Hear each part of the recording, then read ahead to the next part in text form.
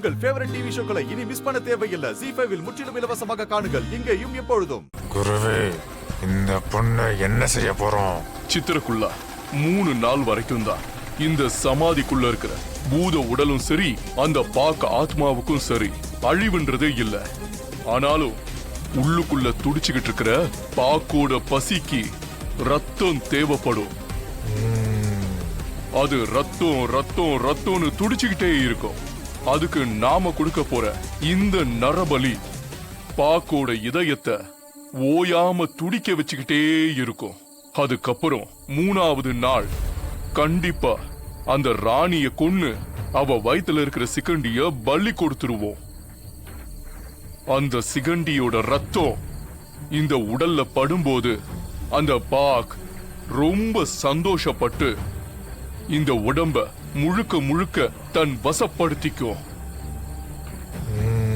அதுக்கப்புறம் தான் இருக்கு ரணகலமே.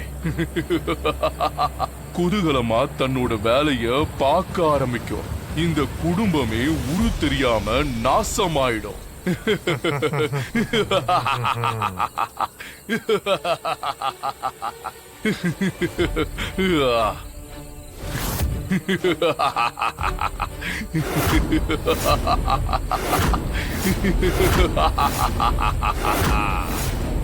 சித்திரக்குள்ளா, இந்தா நரபலிய ஆரம்பி. உத்தரவு குருவே.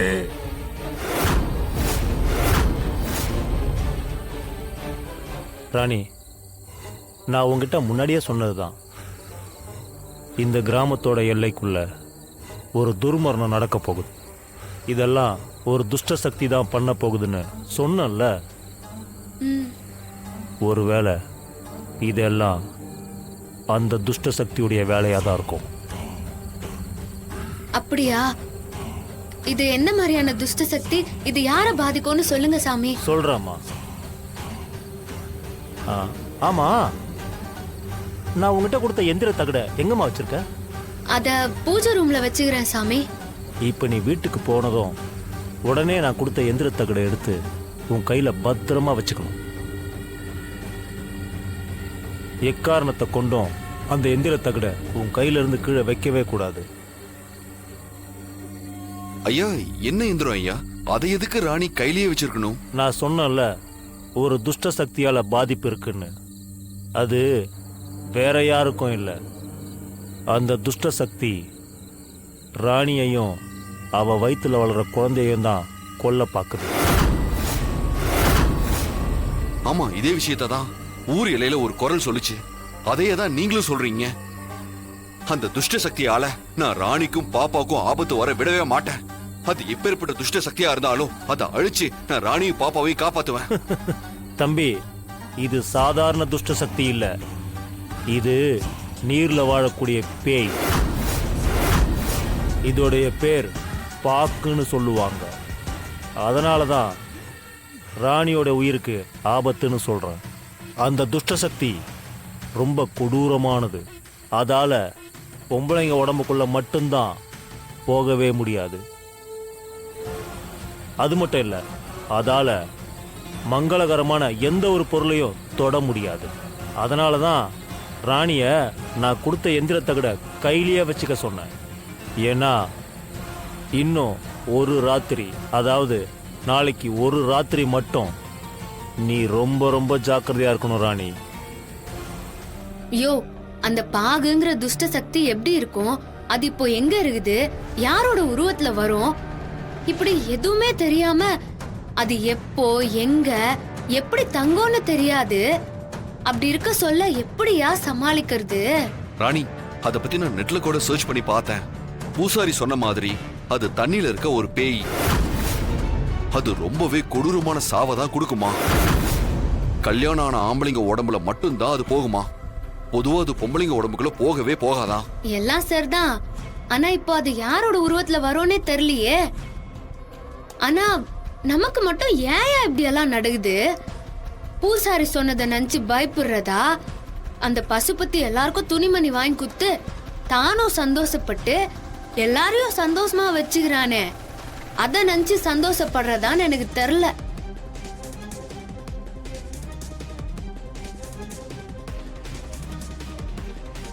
என்னையா யோசிச்சுன்னு இருக்கிற? இல்ல ராணி, யாரு என்ன சொன்னாலும் அந்த பசுபதி மேல எனக்கு நம்பிக்கையே வரமாட்டேங்குது. அவன் கிட்ட ஏதோ ஒரு தப்பு இருக்கு. அவன் கல்யாணத்தப்ப பார்த்த பசுபதியே இல்ல. யோ, நீ பொய் சொல்ல மாட்டேன்னு எனக்கு தெரியும். ஆனா இப்ப வரைக்கும் கூட பசுபதி தான் இதெல்லாம் பண்ணிருப்பானான்னு எனக்கு தோணலையா. சரி, நான் உன்கிட்ட ஒரு விஷயம் கேக்குறேன், அதுக்கு மட்டும் நீ பதில் சொல்லு. ம். நாம எல்லாரும் தாலி பிரிச்சு கோக்குற அன்னைக்கு கோயிலுக்கு போனோம்ல, அவன் மட்டும் என் கோயிலுக்கு வரல.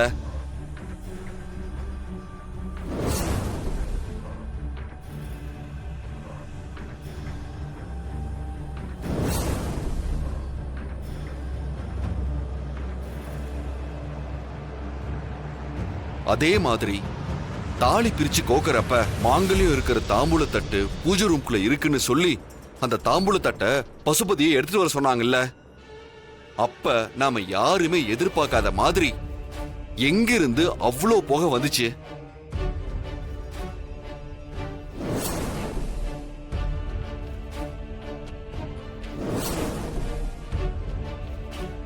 அப்ப கூட நீ சொன்ன தெரியுமா, உன் முடிவு பிடிச்ச யாரோ இழுத்தாங்கன்னு.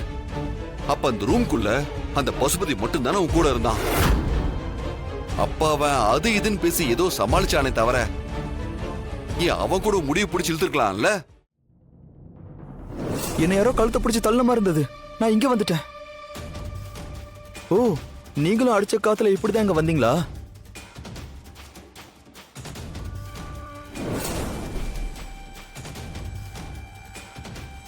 அதுக்கப்புறம் நீ பூஜை ரூமுக்கு போகும்போது உன்னை அட்டாக் பண்ண ஒரு மந்திர வாள் வந்துச்சுல்ல ராணி, இது எல்லாத்தையும் கொஞ்சம் யோசிச்சு பாரு ராணி.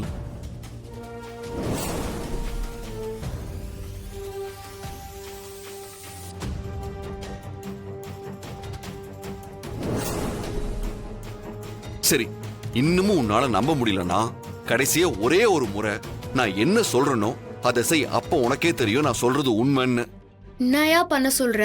ஒண்ணும் இல்ல, நீ அவங்கிட்ட போய் அன்னைக்கு நாங்க எல்லாரும் கோயிலுக்கு போயிருந்தப்ப நீ வரல, அதனால பூசாரி உன்னை கோயிலுக்கு கூட்டிட்டு வர சொன்னாரு, வா போலான்னு மட்டும் சொல்லு. ஒருவேளை அவன் சரின்னு அவன் என் கூட கோயிலுக்கு வந்துட்டான்னா? அப்படி மட்டும் அவன் வந்துட்டானா, நான் தான் அவனை தப்பா புரிஞ்சுக்கிட்டேன்னு எல்லாரும் முன்னாடியும் பகிரங்கமா கால்ல விழுந்து மன்னிப்பு கேக்குறேன். அது மட்டும் இல்ல, நீ என்ன சொல்றியோ இனிமே நான் அதை மட்டும் தான் கேட்பேன். சரியா, நீ சொல்ற மாதிரியே நான் செய்யறேன். அப்படி அவன் மேல எந்த தப்பும் இல்லைன்னு தெரிஞ்சதுன்னா அதுக்கோசரம்லாம் என் தாடிகாரன் யார் காலையும் உள்றதுக்கெல்லாம் நான் அனுமதிக்கவே மாட்டேன். உன்னை நான் எந்த இடத்துலயும் தலை குனியெல்லாம் விடவே மாட்டேயா. சரி ராணி, நீ போய் பேசி பாரு. தாலி பிரிச்சு கோகுற அன்னைக்கு நாங்க எல்லாரும் கோயிலுக்கு போயிட்டு வந்தோம்ல, ஆமா நீ அன்னைக்கு நீ வரல. அதனால பூசாரி உன்னை கோயிலுக்கு கூட்டின்னு வர சொன்னாரு.